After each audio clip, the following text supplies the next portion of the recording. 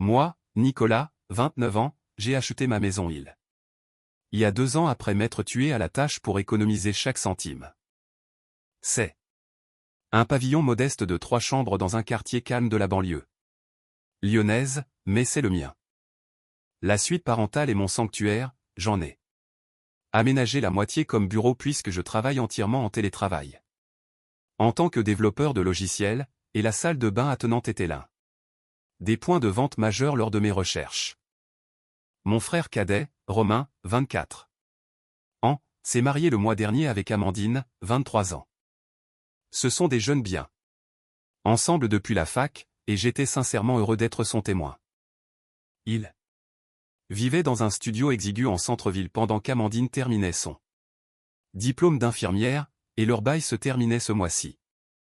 Il y a 2 semaines, ma mère, Catherine, 54 ans, m'a appelé avec ce qu'elle a décrit comme une merveilleuse nouvelle.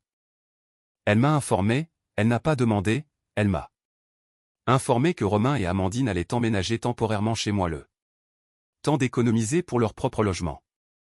Quand j'ai exprimé ma surprise, elle a balayé mes inquiétudes d'un revers de main.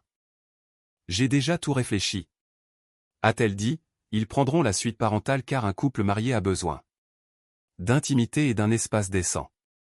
Tu t'installeras dans la chambre d'amis, c'est parfaitement adéquate pour un homme célibataire. La 3e chambre servira de stockage et de futures chambres de bébé le moment venu. J'ai littéralement riant, pensant qu'elle plaisantait, mais ce n'était pas le cas. Nicolas, c'est ce que font les familles. Ton frère a besoin d'aide et tu as de l'espace, ne sois pas égoïste.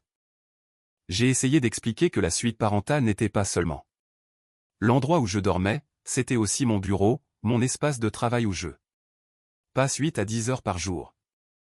Et que mon installation avec mes doubles écrans, mon bureau debout et mon équipement ne pourraient jamais tenir dans la chambre d'amis avec un lit. Tu peux travailler sur la table de la cuisine comme tous ceux qui font du télétravail, a-t-elle répliqué, Romain et Amandine ont plus besoin de cet espace que toi de ton installation de bureau sophistiqué. La conversation a dégénéré à partir de là. J'ai souligné que c'est moi qui payais le crédit, l'assurance, la taxe foncière, tout. Il ne s'agissait pas d'être égoïste, mais d'un respect élémentaire pour mon espace et ma vie. Sa réponse a été d'invoquer mon défunt père, ton père aurait honte de ton comportement. Il faisait toujours passer la famille en premier. De son vivant, il n'aurait jamais laissé ton frère galérer pendant que tu vivais dans le luxe. Ça m'a fait l'effet d'un coup de poing dans le ventre. Papa est mort quand j'avais 15 ans et Romain n'en avait que 9. Maman a parfois utilisé sa mémoire comme une arme au fil des ans, mais là, c'était particulièrement cruel.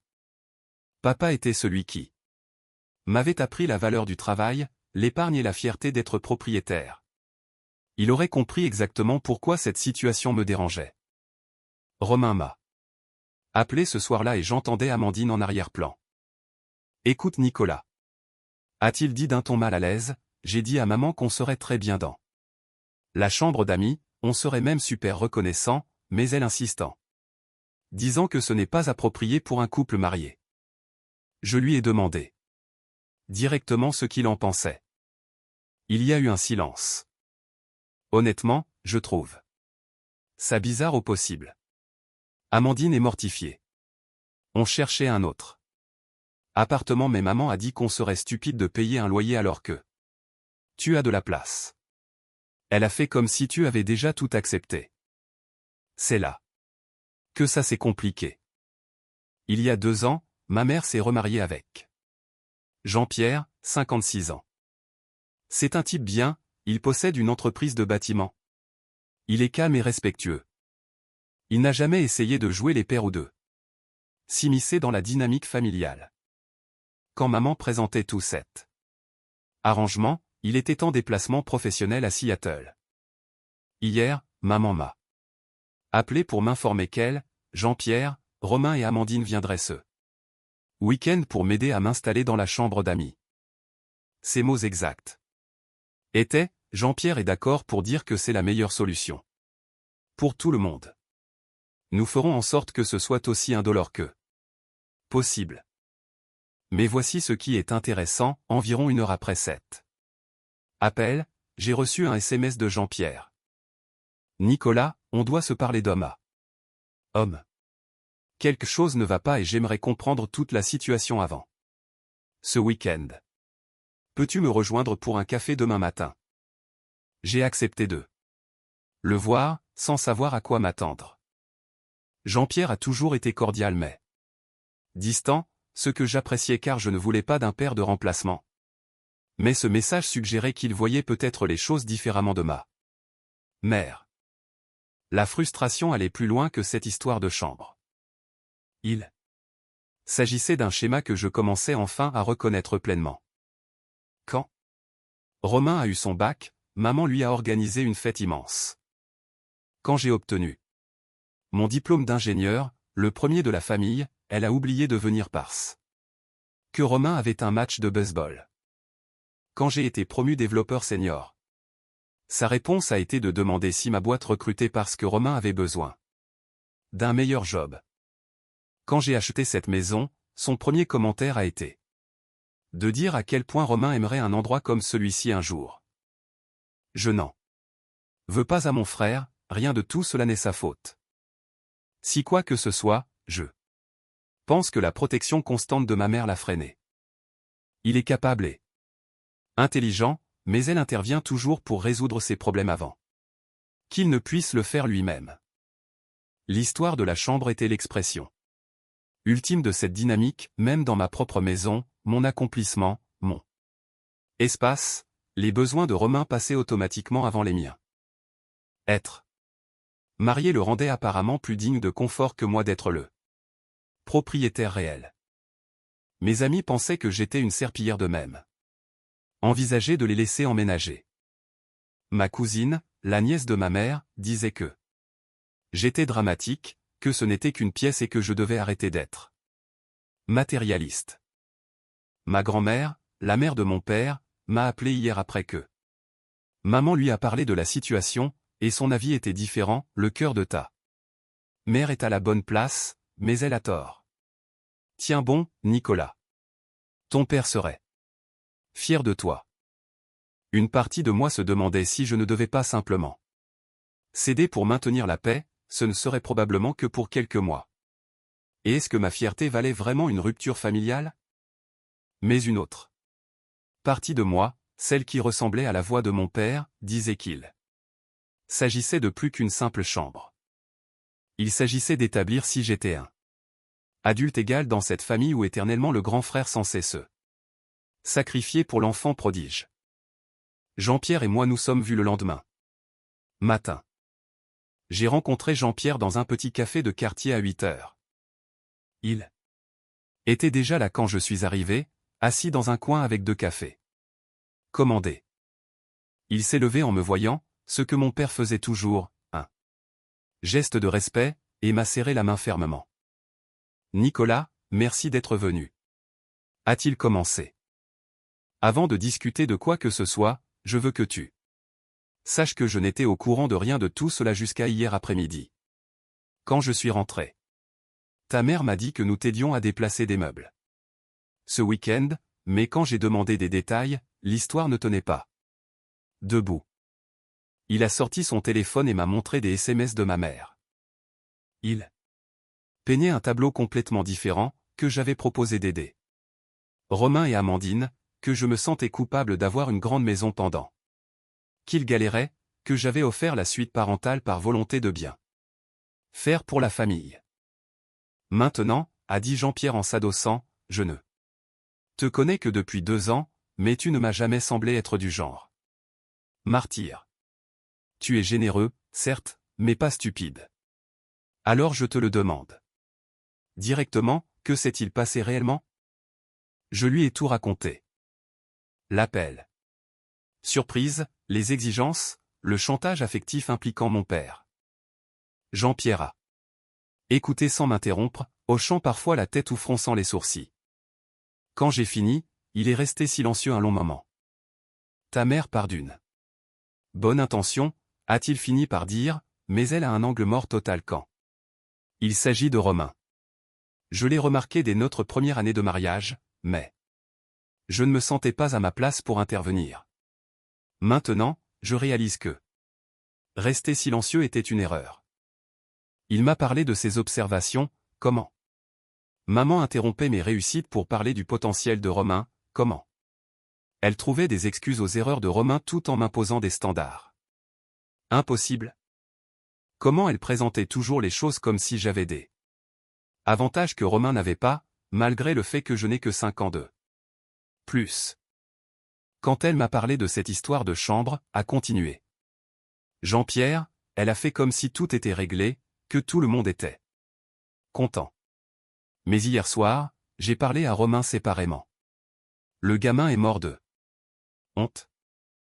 Il n'a jamais demandé la suite parentale, n'en veut pas, et a l'impression que ta mère le traite comme un enfant. Cela m'a surpris. Romain. T'as dit ça? Plus ou moins, a-t-il dit, et je cite, Jean-Pierre. J'ai 24 ans, je suis marié et j'ai un job. Je n'ai pas besoin que ma mère mène des batailles que je ne lui ai pas demandé de mener.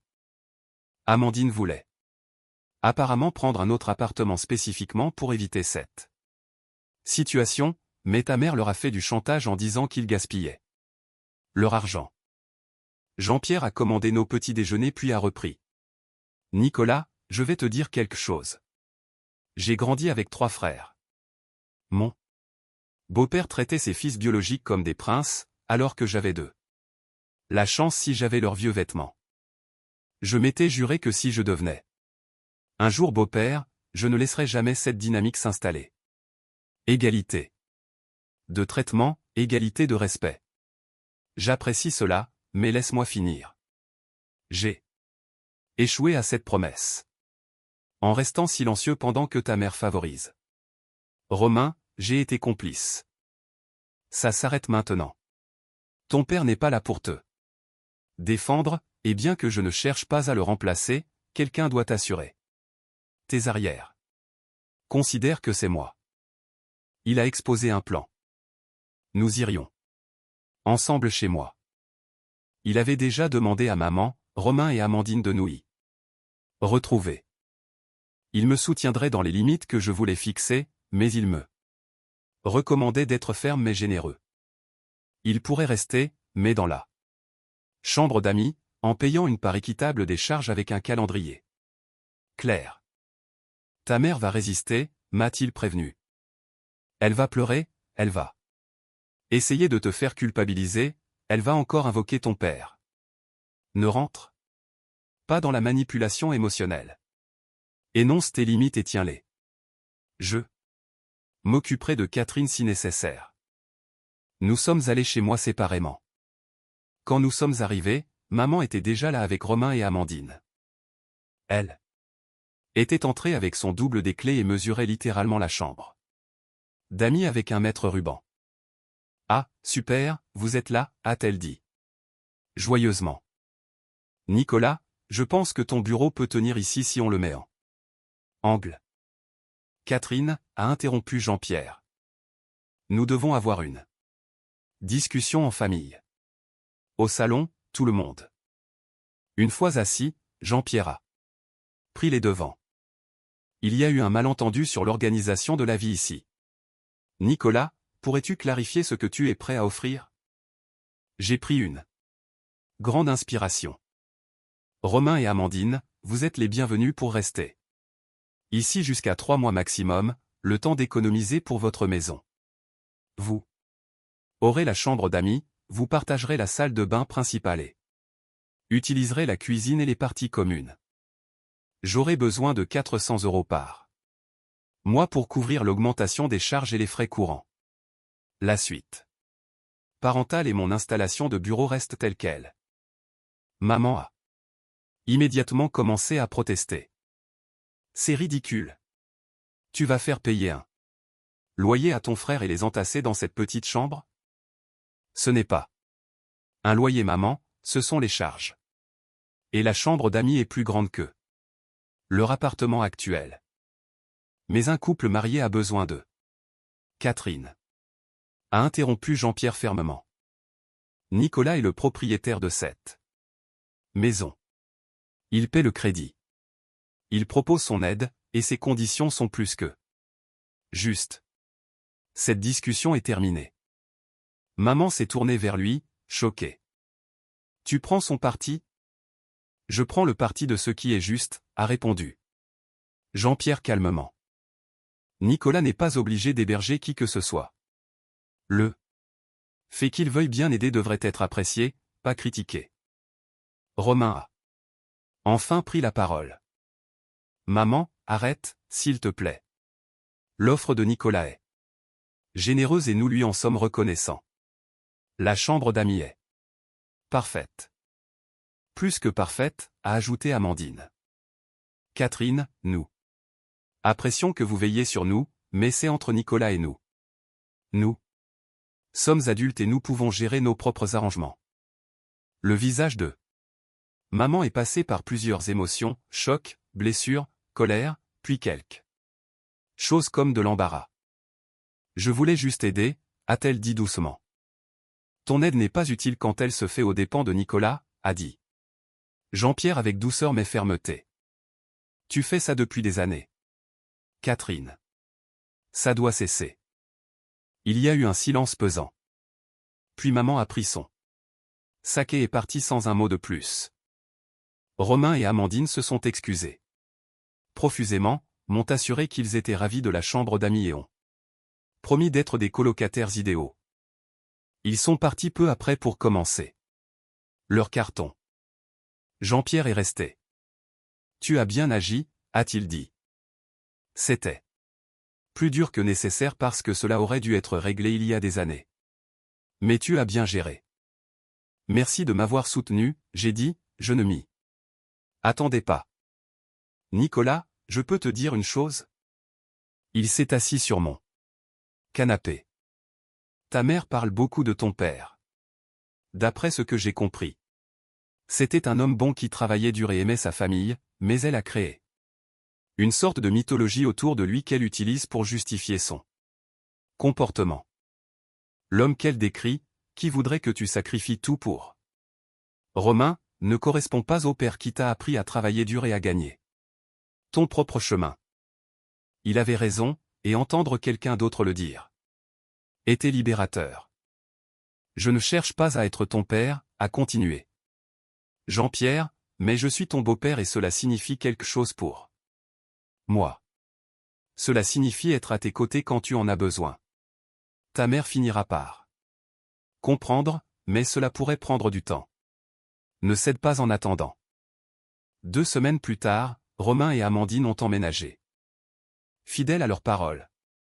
Ils ont été d'excellents invités. Ils font les courses, nettoient derrière eux. Et sont calmes et respectueux. Amandine a même réorganisé mon cellier qui était un vrai désastre en guise de remerciement. Les 400 € pour les charges ont été payés d'avance sans que j'aie à demander. Maman ne les a pas aidés à déménager et m'ignore royalement depuis la confrontation. Elle n'est pas activement hostile, juste absente. Elle n'a pas appelé pour notre habituel débriefing du dimanche, elle ne m'a pas envoyé la recette que je lui avais demandé. Ça fait mal, mais je tiens bon.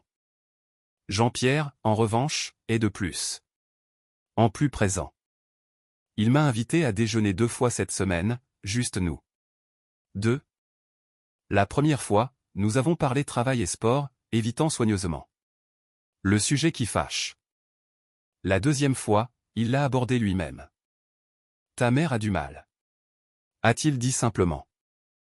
Elle réalise que sa façon de montrer son amour à Romain a en fait été néfaste pour vous deux, pour lui parce que cela a freiné son indépendance, et pour toi parce que cela t'a fait te sentir moins valorisé. Elle a dit ça? Pas en autant de mots, mais elle lit des articles sur le favoritisme dans les familles. J'ai vu son historique de recherche, elle n'est pas très discrète.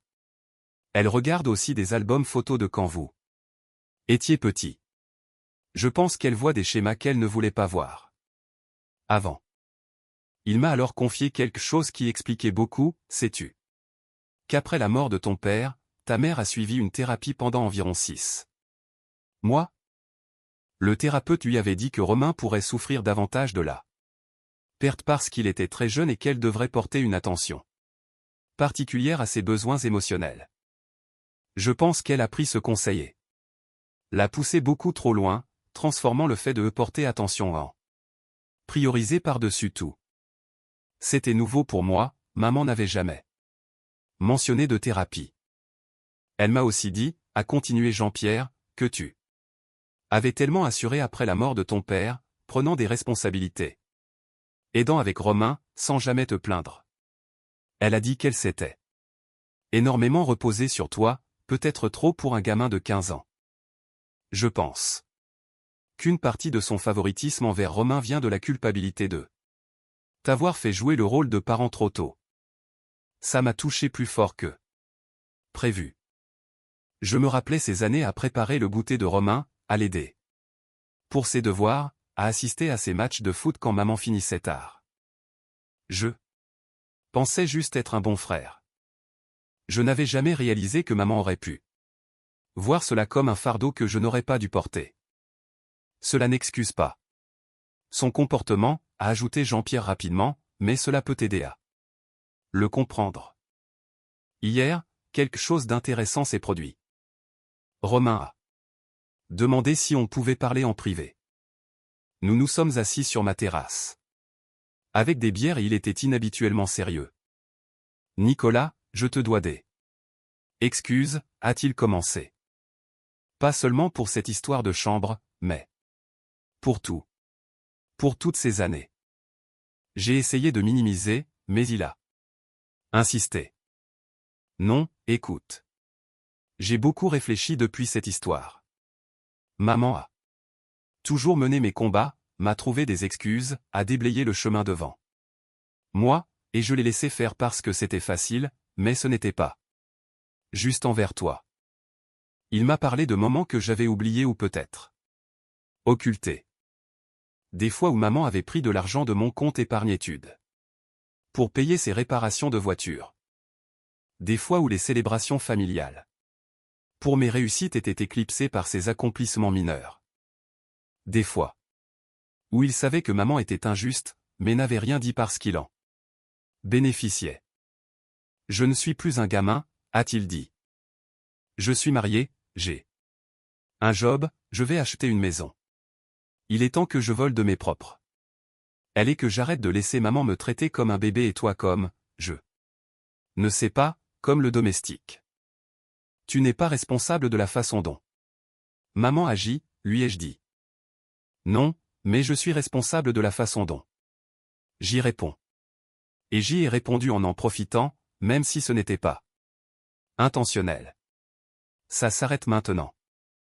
Il m'a ensuite dit une chose qui m'a surpris, Jean-Pierre lui avait aussi parlé de ce que c'était que d'être un homme, de l'indépendance et de l'équité familiale. Il m'a dit un truc qui est resté, le succès de ton frère ne diminue pas le tien, et tes besoins ne comptent pas plus que les siens. Il a raison, nous ne sommes pas en compétition. Et maman doit arrêter d'agir comme si nous l'étions. Un mois plus tard, la transformation a été remarquable. Maman a enfin rompu le silence la semaine dernière, en appelant pour demander si nous pouvions dîner tous les 5. Jean-Pierre m'a confié plus tard qu'elle retravaillait avec un thérapeute, s'attaquant spécifiquement à ses schémas parentaux et à son processus de deuil. Le dîner a eu lieu chez moi. Maman a apporté le dessert, mon préféré, pas celui de Romain, ce qui peut sembler un détail mais était très significatif. Après le repas, elle a demandé si nous pouvions parler.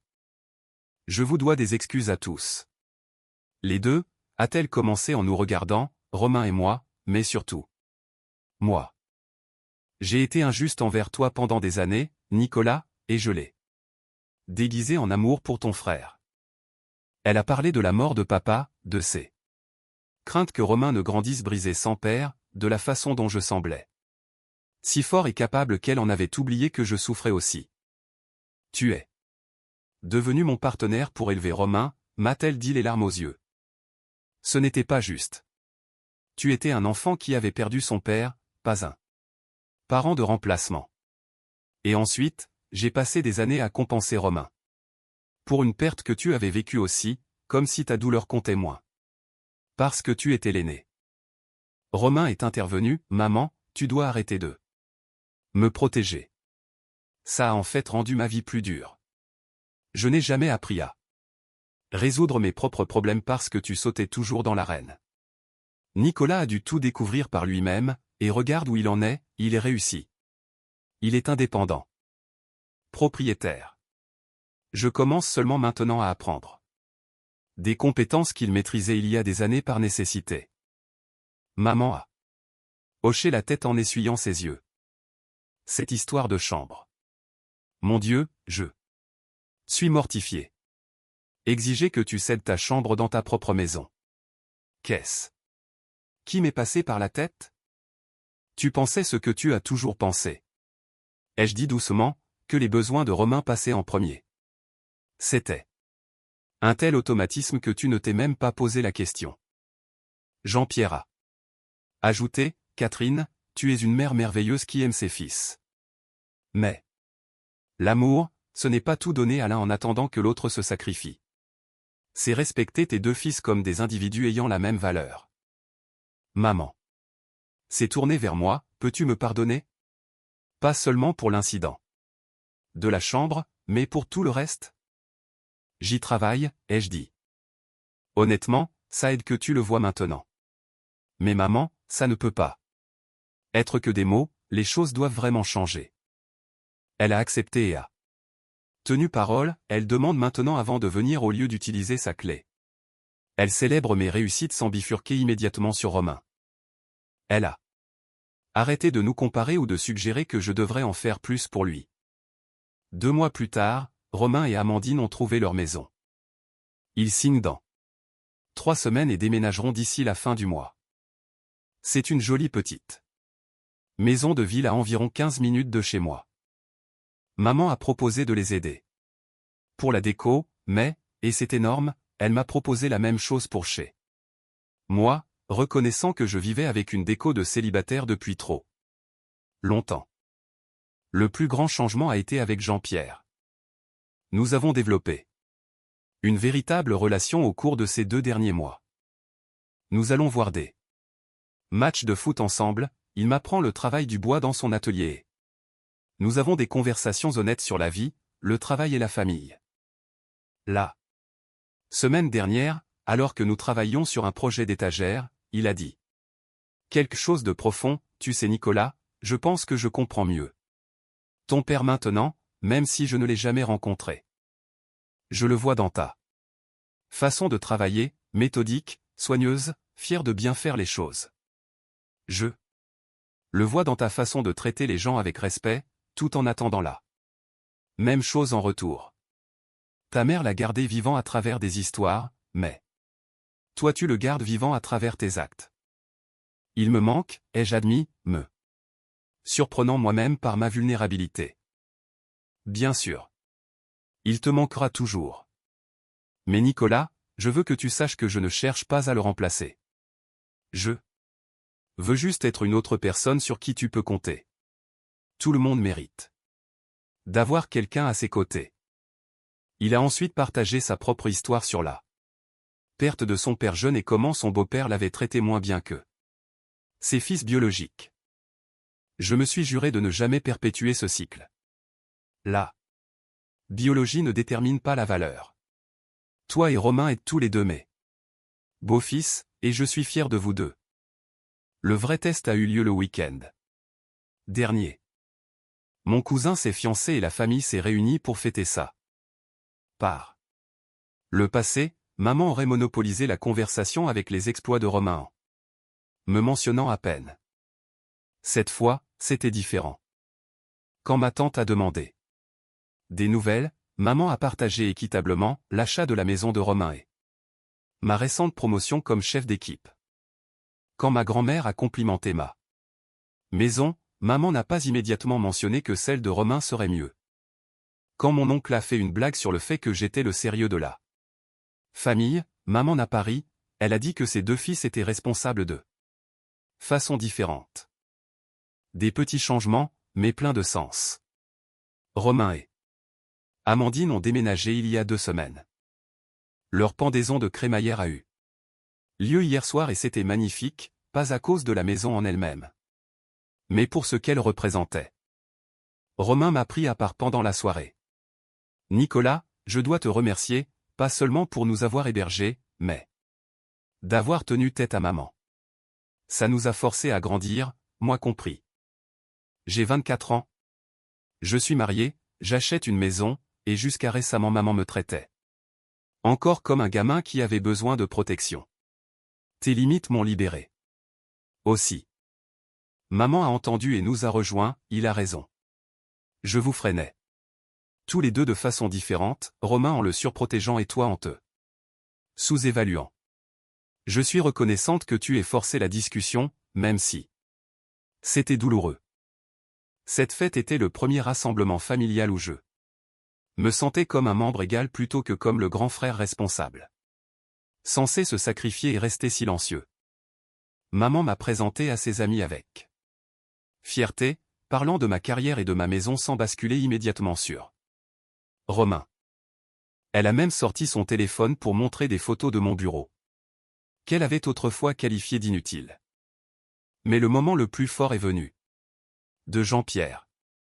Vers la fin de la soirée, il m'a pris à part. Nicolas, j'ai pensé à quelque chose. La fête des pères approche. Je sais que c'est probablement un jour difficile pour toi depuis tes 15 ans.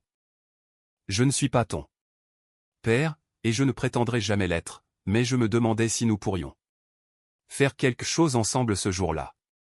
Pas comme un père et son fils, mais comme 2 hommes de la même famille qui se respectent et se soutiennent. J'ai accepté et nous avons prévu d'aller pêcher, quelque chose que papa faisait avec moi. Ton père a élevé un homme bien, a dit Jean-Pierre en me serrant l'épaule. Je le vois chaque jour. La façon dont tu as géré toute cette situation avec force mais aussi avec élégance. C'est un caractère qui vient de lui, mais aussi de toi. Tu as pris ces leçons et tu les as faites tiennes. Ma maison est redevenue paisible. Mon bureau est installé exactement comme j'en ai besoin. La chambre d'amis est redevenue une chambre d'amis. Mais plus que l'espace physique, j'ai reconquis ma place dans la famille. Pas comme le donneur perpétuel ou celui qui n'a besoin de rien, mais comme un égal méritant respect et considération. Maman a encore des moments où elle retombe dans ses vieux travers, mais elle se reprend. La semaine dernière, elle a commencé à me dire que je devrais aider Romain avec ses papiers d'assurance, puis elle s'est arrêtée au milieu de sa phrase, non, ce n'est pas mon rôle. Si Romain a besoin d'aide, il peut te le demander lui-même. Et tu peux dire non si tu es occupé.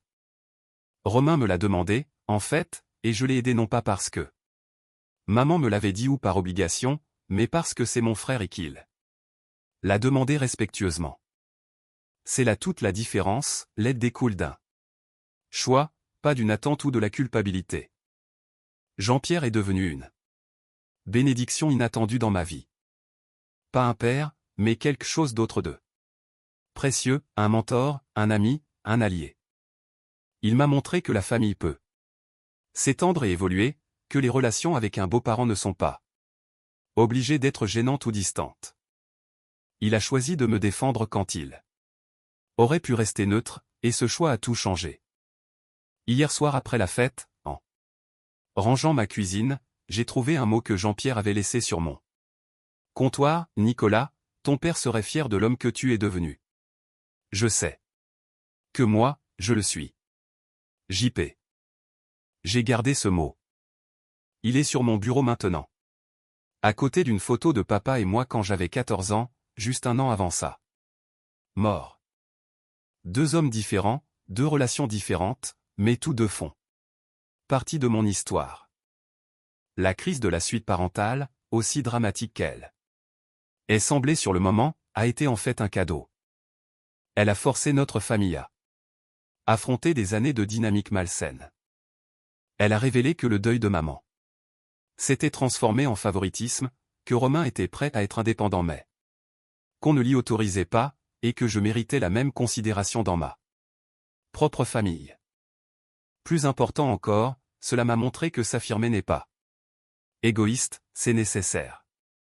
Que les limites ne sont pas des murs, mais des guides pour des relations saines. Que parfois, la chose la plus aimante que l'on puisse faire pour sa famille est de refuser de nourrir des schémas dysfonctionnels. Ma maison est à moi. Mon espace est respecté. Mes réussites sont célébrées. Mes besoins comptent. Ce ne devrait pas être des concepts révolutionnaires, mais pour moi, ils l'étaient. Et il a fallu le courage d'un beau-père pour m'aider à voir que je ne méritais rien de moins. La famille aide. La famille, maman avait raison là-dessus. Mais la vraie aide ne signifie pas qu'une personne se sacrifie toujours pour une autre. Cela signifie un respect mutuel, de l'appréciation et un soutien qui circulent dans toutes les directions. C'est la famille que nous construisons maintenant. Et malgré le chemin rocailleux pour en arriver là, je suis reconnaissant de là où nous avons atterri. La suite parentale reste mienne, mais j'ai gagné quelque chose de bien plus précieux, une famille qui me voit, me respecte et m'estime à ma juste valeur. Et un beau-père qui, quand c'était vraiment important, s'est levé pour dire « c'est injuste, et je ne laisserai pas cela continuer ».